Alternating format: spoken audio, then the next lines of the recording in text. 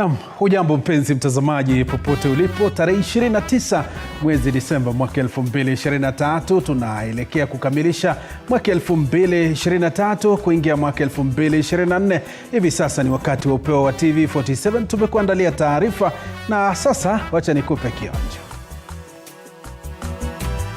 Yajayo kwenye Upeo wa TV47.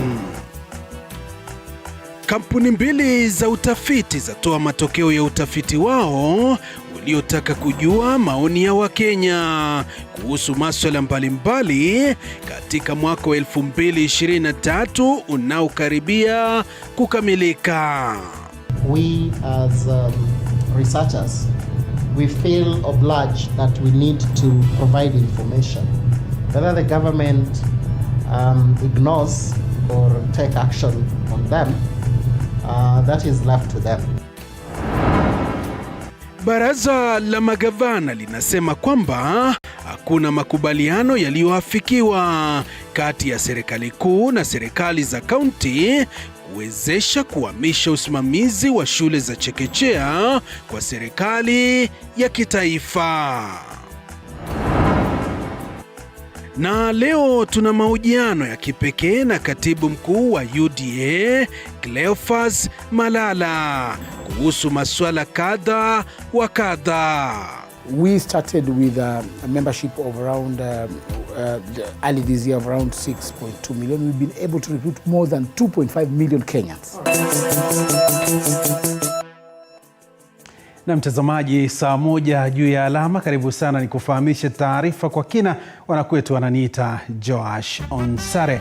Kwenye taarifa yetu ya kwanza, uchunguzi uliofanywa na kampuni ya utafiti ya TIFA sasa unaonyesha kuwa Wakenya wengi wanaamini kuwa gharama ya maisha imeongezeka na kubaini zaidi mwaka wa 2023 ikilinganishwa na mwaka jana. Uchunguzi huo ulifichua kuwa idadi kubwa ya Wakenya wanaamini kwamba gharama ya maisha itakuwa bora zaidi mwaka 2024, huku matokeo hayo yakikinzana na yale ya kampuni ya Infotrack ambayo yalifichua kuwa ni 30% pekee ya Wakenya wanaoamini mwaka 2024 utakuwa bora zaidi kuliko mwaka huu. Mike Agwongo anatufungulia taarifa zetu za Upeo wa TV47. Kulingana na ripoti iliyotolewa na TIFA mapema hii leo, 87% ya Wakenya waliohojiwa walidai kuwa serikali ya Kenya Kwanza imesababisha kudorora kwa uchumi wa taifa. Wahojiwa walitaja mambo kadhaa yaliyochangia mtazamo wao wa ugumu wa mwaka 2023, 81% wakisema wana wasiwasi kuhusu uchumi, 65% ikiwa na wasiwasi wa nafasi za kazi, changamoto za upatikanaji wa mikopo kwa 53% na hali ya kisiasa kwa 47%. Tulikuwa tunafikiria tukikupea kura Bwana Rais maisha itabadilika, lakini ndio hali inaendelea kuwa ngumu zaidi. Sisi hatuna lolote la kufurahia. Kulingana na hii maisha vile inaenda kuwa ngumu katika nchi ya Kenya, wanasiasa wanachangia maisha kuwa ngumu katika hii nchi ya Kenya. Unless kama watu watakuwa werevu, wakose kufuata wanasiasa.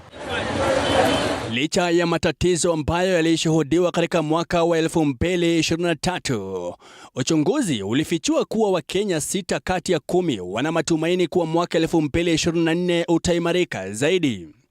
Utafiti huo ulihusisha kufanya mahojiano kwa njia ya simu na jumla ya wahojiwa ilikuwa 1587 kutoka kati mwa bonde la Ufa, pwani, mashariki ya nchi, mlima Kenya, Nairobi, kaskazini mwa Nyanza na kusini mwa bonde la Ufa kati ya Novemba 25 na Disemba 9 mwaka 2023. Hata hivyo, matokeo hayo yalikinzana na yale ya kampuni ya Infotrack ambayo yalifichua kuwa ni 30% pekee ya Wakenya wanaoamini kuwa mwaka 2024 utakuwa bora zaidi kuliko mwaka huu, huku 19% ya Wakenya wakiamini mwaka ujao utakuwa sawa na mwaka wa 2023. Kulingana na Infotrack, 21% wanatarajia kuzorota zaidi kwa uchumi. Rais William Ruto alipata alama ya kawaida ya D kutoka kwa Wakenya, kulingana na utafiti uliobaini kuwa 47% kati yao walimuidhinisha, huku naibu wake Rigathi Gachagua akipokea alama ya E au asilimia 36. You can see the trend has been similar. It has been similar with the wrong direction leading in every single survey that we did. Save for September this year, where about 3 in 10, that is 30%. Polisi vivyo hivyo walipokea alama ya D ya asilimia 45, pamoja na baraza la mawaziri waliopata asilimia 43, bunge asilimia 42, seneti asilimia 42 na mahakama asilimia 47. Wakenya vilevile walitoa alama za chini kwa upinzani wakiupa asilimia 47 na serikali za kaunti asilimia 45. Jumla ya maeneo 8 ya Kenya na kaunti zote 47 zilijumuishwa katika kura ya maoni ambayo ilisambaza sampuli zote kwa uwiano. Mike Kagwango, TV47, Nairobi. Mtazamaji, tuangazie taarifa nyingine. Baraza la magavana kupitia mwenyekiti wake Anne Waiguru sasa linasema hakuna mpango wote ambao umeafikiwa kati ya serikali kuu na serikali za kaunti kuwezesha kuhamishwa kwa usimamizi wa shule za chekechea hadi serikali ya kitaifa. Grace Kuriakanja na maelezo zaidi. Katika barua kwa waziri wa elimu Ezekiel Machogu, baraza la magavana limesema kwamba ingawa baraza linaunga mkono mageuzi katika sekta ya elimu, ni muhimu kutambua kwamba usimamizi wa shule za chekechea unasalia kuwa kazi ya kipekee ya serikali za kaunti.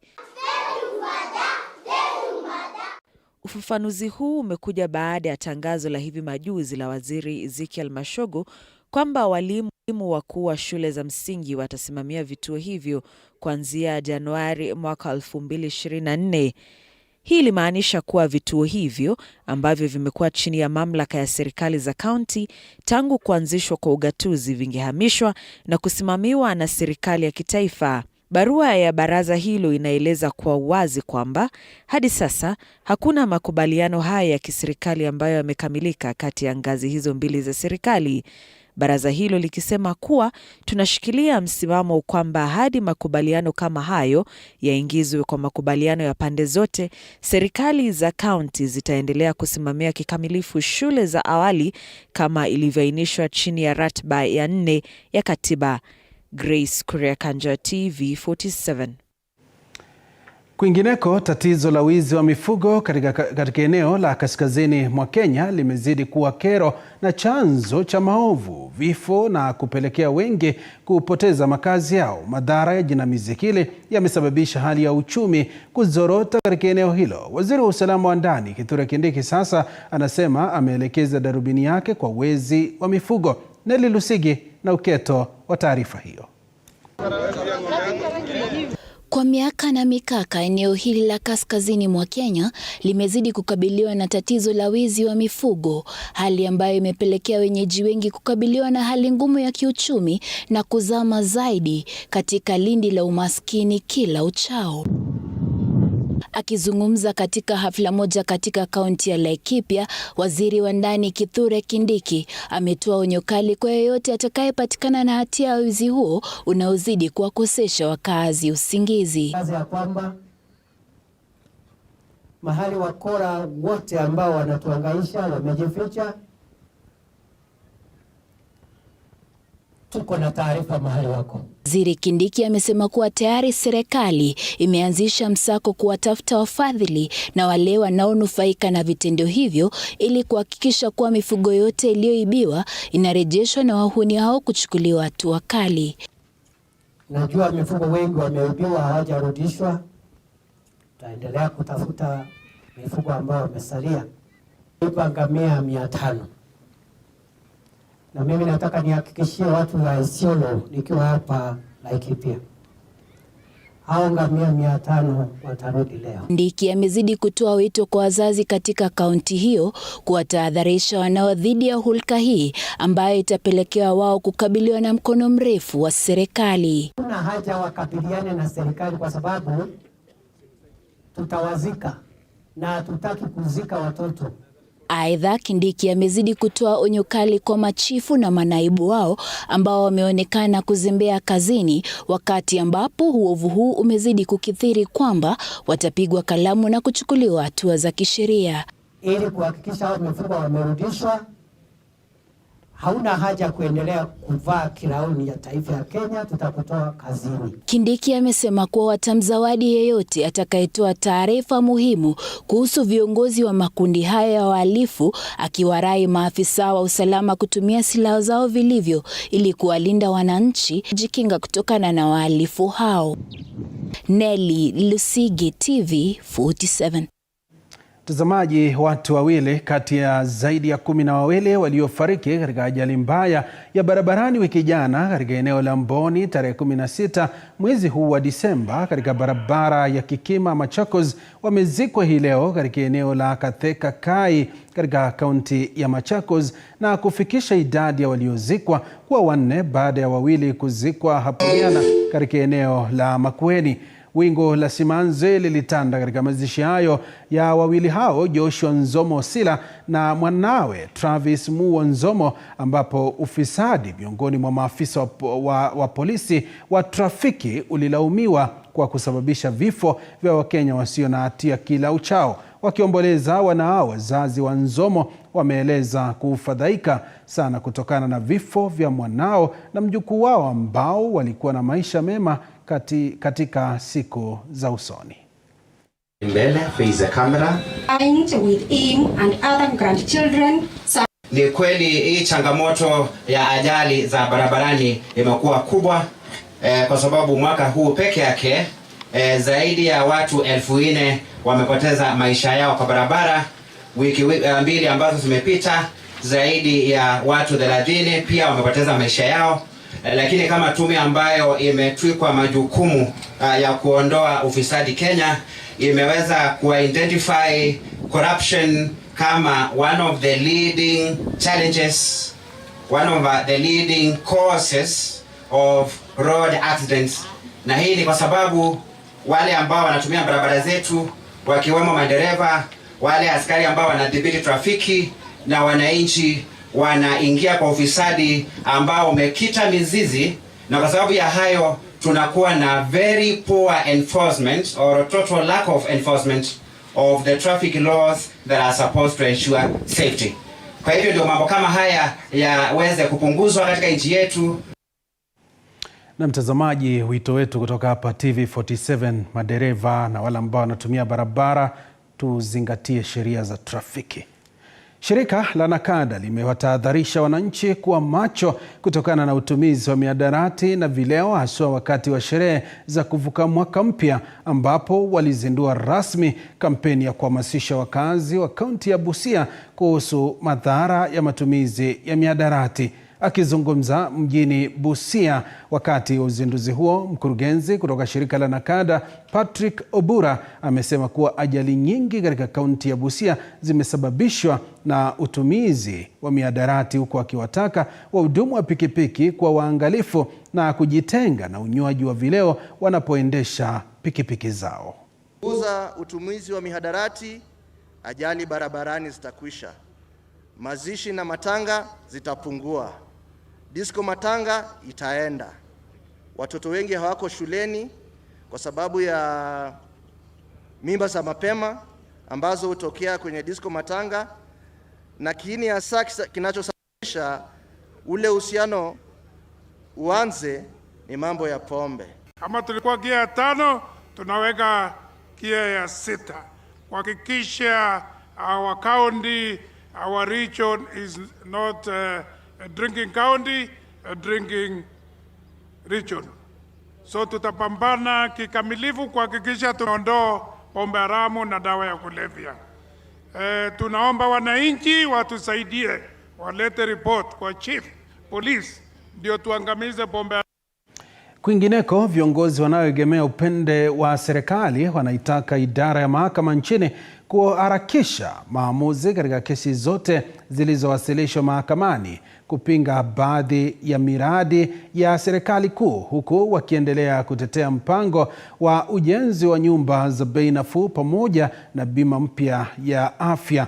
Wakizungumza kwenye hafla ya michezo katika wadi ya Banja kwenye eneo bunge la Hamisi kule Vihiga, viongozi hao akiwemo kiongozi wa wengi katika bunge la kitaifa Kimani Ichung'wah wanadai kuwa baadhi ya kesi zilizo mahakamani zimefadhiliwa na wanasiasa ambao anadai kuwa wana njama ya kulemaza sera za serikali ya Kenya Kwanza. Kadhalika, viongozi hao wametetea bima mpya ya afya wakisema kuwa itawapunguzia Wakenya gharama ya matibabu. Viongozi waliochaguliwa eneo hilo chini ya vyama tanzu vya mrengo wa upinzani akiwemo gavana Wilbur Otichilo pia amesisitiza kuwa watashirikiana na serikali ya Kenya Kwanza katika kuwahudumia Wakenya. Hao ndio sasa hawataki Wakenya wanufaike na mradi mpya wa social health. But we want to tell them, all saboteurs, whether it is the social insurance health, those who have gone to court, whether it is the saboteurs who are mobilizing Kenyans against a housing agenda, whether it is saboteurs who are taking government agenda to court, you shall not prevail over the will of the Kenyan people to progress forward. Na mimi najua majaji wetu wanatusikiza. We want to ask our judiciary to expedite with the cases before them, so that by January, as promised by the President, the social health insurance to be active and effective and to be rolled out, so that the people of Kenya enjoy comprehensive universal health coverage under the social health insurance fund. Mimi nataka kuahidi kwamba mwaka kesho tutarudi hapa kwa michezo ya huyu kijana ili hii area iende mbele. Area haiwezi kujengwa na watu hivi. Inajengwa na wenyeji. Na sisi tuko ndani ya serikali. Sisi tunafanya kazi na serikali. So hakuna maneno mengine, ni kufanya kazi na serikali ili tulete maendeleo kwa kaunti yetu. Mtazamaji, tuangazie masuala mengine. Wasomi katika kaunti ya Bungoma wakiongozwa na aliyekuwa mbunge wa Bumula Bifoli Wakoli wanapania kuanzisha utafiti kubaini chimbuko la baadhi ya madhehebu nchini ili kuokoa kizazi cha hapo kesho. Na kama anavyotuarifu mwanahabari wetu Wanji Sostin, eneo la Magharibi limekuwa likigonga vichwa vya habari kutokana na chimbuko la dini zenye utata kama ile ya Yesu wa Tongaren, Jehova Wanyonyi, Nabii Yohana wa Tano na dini zinginezo. Sasa hiyo ilikuwa mambo yake ya Jehova Wanyonyi. Yohana ambaye mnamtaja huyu pia sina uhusiano na yeye. Yesu wa Tongoreni achanifikia ndio nichue ni yeye. Huyo mwenyewe alichileta. Ndio achanifikia. Sababu sitatambua mambo yake. Kwa muda sasa eneo la Magharibi limekuwa likigonga vichwa vya habari kutokana na kuibuka kwa watu wanaojitambua kwa majina ya Biblia. Wengine hujiita wana wa Mungu, huku wengine wakidai kuwa Mungu mwenyewe. Kulikuwepo Jehova Wanyonyi, akaja Yesu wa Tongaren, na kwa sasa kuna Yohana Nabii wa Tano. Na sasa wameleta gumzo kuhusiana na uhuru wa maabadi nchini. Utukuzwe duniani kwa miaka 77. Lakini je, kiini na nia ya hawa watu kujitambua vile ni kipi? Aliyekuwa mbunge wa Bumula Bifoli Wakoli na wasomi wengine baada ya kufuzu shahada katika ulingo wa masuala ya dini na utamaduni katika chuo kikuu cha Kibabi, kwa sasa wamejitwika mzigo wa kufumbua fumbo hilo. We are going to do research. Why are people coming up with so many religions? Not necessarily in Bungoma alone. Na sio wale peke yao. Tuko na madini zingine kama Mlima Mtakatifu ambayo ilianzishwa na former catechist Terence.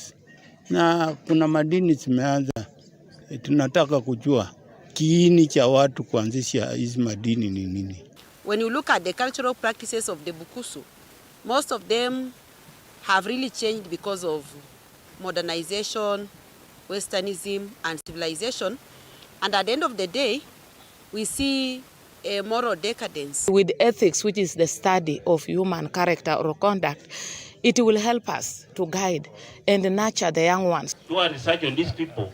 We might be missing something very noble and kumbe is within us. Wakoli anasema kuwa ubadilishwaji wa sheria ya kudhibiti makanisa nchini kupitia kwa bunge la taifa na zile za kaunti litafanikishwa tu iwapo watabainisha chanzo cha kuanzishwa kwa makanisa mengi nchini. The first thing is to know the cause. Then we advise those ones who in National Assembly and County Assemblies to enact necessary regulations governing religion. Wasomi hawa wanasema kuwa ni elimu tu nchini itakayokiepusha kizazi cha hapo kesho kutokana na mafunzo potovu ya wahubiri tata. I want to urge the parents, both fathers and mothers, to pay attention to the education of their youth, especially the girl child. Na huku akina mama wakiwa walengwa kwa idadi kubwa, mtawa wa kanisa la Katoliki na ambaye ni msomi amedokeza kuwa kuwainua akina mama katika jamii itakuwa njia bora ya kuwafanya kutoshawishika kiurahisi kujiunga na dini wasizofahamu. I'm going to use this knowledge and skills to do resource mobilization, to do economic empowerment of the women, especially those who are vulnerable and marginalized. Wanji Sostin, TV47, County ya Bungoma. Na shukran sana Wanji Sostin kwa taarifa hiyo. Chama cha United Democratic Alliance UDA ndilo gari la kisiasa ambalo lilimfikisha Rais William Ruto Ikulu na kuwa rais wa 5 wa taifa. Na sasa zaidi ya miezi 15 mamlakani, baadhi ya Wakenya wameelezea kutoridhishwa kwao na utendakazi wa chama hicho, wengine wakisema kuwa hakijaweza kutimiza baadhi ya ahadi zake wakati wa kampeni za uchaguzi mkuu wa mwaka 2022. Mwige William alifanya kikao na katibu mkuu wa UDA Cleophas Malala na kujadili baadhi ya masuala hayo. Tazama. Since I came into office, we have seen a mass exodus from the opposition, leaders who were initially in the opposition defecting to come and join the ruling party. I have not witnessed any leader who was initially in UDA defecting to the opposition. And therefore, as we would want to insinuate that the popularity of UDA is dwindling, I would like to invite those naysayers to look at the parameters. We have been able to recruit membership across the country. We started with a membership of around, early this year, of around 6.2 million. We've been able to recruit more than 2.5 million Kenyans. All right. So how is it that a party that is losing popularity is having more membership? When you go into the files of the register of political parties, you'll find that the biggest party in Kenya in terms of membership is UDA party with around 8-point-something million members. I am persuading my colleagues in our ruling coalition, come on, let us not be egocentric. Let us build a party that is going to outlive the current leadership. Let us build a strong party that 10 or 100 years from now, if by any chance we believe in reincarnation and we come back in this world, we will get a strong political party that will have served our people for ages and ages. And therefore, I am a believer of a strong national party. I discourage the issue of people having tribal parties. You know, if we want to kill tribalism in this country, we must do away with all these regional parties, tribal parties. We have got parties which only have influence in 3 constituencies in the country. So how do you call that a political party? And I want to call upon the register of political parties to go back and look at the requirements of formation of a political party. Right. You must have a national outlook. We have seen political parties whereby the party leader comes from the same village with the deputy party leader, with the secretary general, with 80% of its membership. So we want to call upon the register of political parties to do an audit of political parties. William, UDA party is not a corporate organization. UDA party is a political party. Our business is politics. Our business is politics. We cannot suspend our core business. So if we stop recruiting members, if we stop planning our political journey, what will we be doing? You have the plan to implement. No, there's a difference between government and UDA. That is why the head of government is William Samoei Ruto in the executive. UDA is a political party. UDA is not part of the executive. And this must come out very clear. We are the ruling party that facilitated our members to go to the executive side, to the government side, to implement the desires of our people. But we are not the executive. Our core mandate is to build our party politically. That is why we have an active secretariat 4 years to the elections. The ruling party, UDA, is going to have grassroots elections in April. And we have been able to stagger our elections in 3 phases. We shall have phase 1, phase 2, and phase 3. This is just to ensure that we are able to deal with the logistical issues and to carry out the elections in a better, effective way, so that we do not have an election which has no ballot materials, an election which has no verified results. We are doing elections in every polling center of this republic. And therefore that requires attention, that requires some more specific approach when it comes to implementation of the election. And therefore we shall phase out the election in 12th, 19th, and 26th. These will lead us now into the next phase. After we select the 20 officials per polling center, we're now going to the ward level, now to have the ward officials. By the time we get to the National Delegates Conference, most probably in August or December, we shall have more than 586,000 UDA officials across this country. 586,000. If we just give a signal to all our officials that on the voting day, we want you to wake up with 20 people to the polling center. At 7 a.m., William Ruto, 11 million votes. Raila Odinga, 1, or probably 2. So it's going to be, this is a game changer. We are preparing ourselves for a bigger battle in 2027. And therefore, we want to ask our political competitors, brace yourself for a tough battle. Na mtazamaji, mahojiano hayo ya kipekee utakuwa unayapata kwa kina mwendo wa saa 3 kwa lugha ya Kimombo na mwenzangu Mwege William akizungumza na katibu mkuu wa UDA Cleophas Malala. Tuangazie taarifa nyingine. Gavana wa Siaya James Orengo hii leo ametangaza baadhi ya mipango anayopania kuitekeleza ili kuafikia lengo la maendeleo katika kaunti hiyo kwa miaka 5 ijayo. Akizungumza saa chache baada ya kutoa hotuba yake ya kaunti, Gavana Orengo aliweka bayana nia yake ya kubadilisha kaunti hiyo ili iwe bora. Gavana Orengo amesema kuwa atatumia bajeti ya kaunti hiyo ili kuiweka katika mizani inayofaa, huku akisema kuwa tayari mikakati imeanza ili kukarabati barabara, uwanja wa michezo, ujenzi wa nyumba za bei nafuu na hospitali ya rufaa ya Siaya. Every year we got an annual development plan. Every year we have a budget. And in approving that budget, we have relied on the county assembly, with whom we have had a partnership that makes work very easy. So this year, I want you from January to begin counting what we're doing. Sisi si watu wa kusema sema, atu tunapanga. Sisi yetu ni kufanya. And when you see us here like this, know that Siaya is still solid, despite others who have gone to look for their stomach infrastructure. Secondly, we were here for the county state address by the governor. And I want to tell you that we listened for 1.5 hours. The governor identified what has been done and what will be done under 12 different themes, with places, facts and figures, not rumors.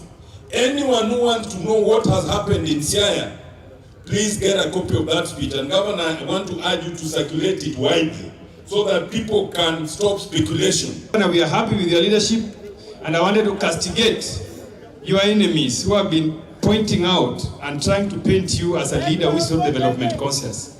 The development priorities that you have outlined and that have been achieved in this county is far much greater than any other county that I can imagine of. And I want to, especially the pollsters that have been painting Siaya